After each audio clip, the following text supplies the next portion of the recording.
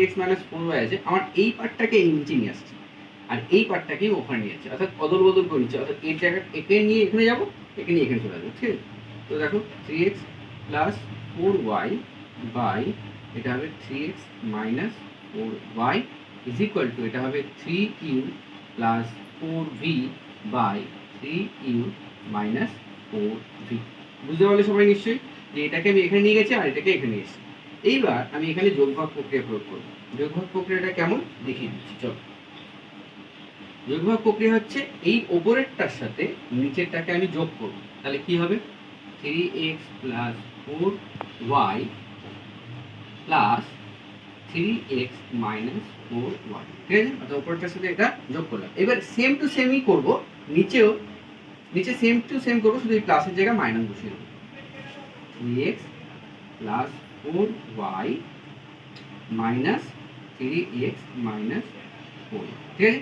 একইভাবে এই পাশে, যেহেতু এই পাশে আমি যোগভাগ প্রক্রিয়া প্রয়োগ করেছি, এই পাশেও প্রয়োগ করতে হবে। তাহলে লিখব 3u plus 4v plus 3u minus 4v by 3u plus 4v minus 3u minus 4v। তো এইখানে তোমরা থার্ড ব্র্যাকেটে লিখে দেবে যে যোগ ভাগ প্রক্রিয়া প্রয়োগ করে পাই, ঠিক আছে? আমি আর লিখলাম না, তোমরা একটু লিখে নিও ইয়ার, ঠিক আছে? যোগ ভাগ প্রক্রিয়া প্রয়োগ করে পাই। আচ্ছা, ব্র্যাকেট তুলছি।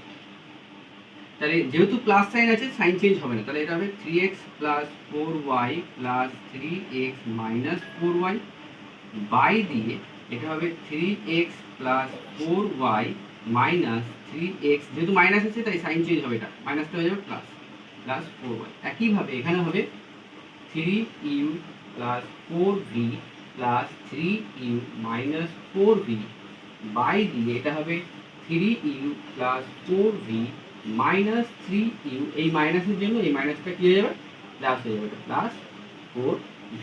এবার দেখো কাটাকুটি যাচ্ছে, মাইনাস 4y প্লাস 4y কেটে যাচ্ছে, মাইনাস 3x প্লাস 3x কেটে যাচ্ছে, এপাশে মাইনাস 4v প্লাস 4v কেটে যাচ্ছে, এখানে মাইনাস 3u প্লাস 3u কেটে যাচ্ছে।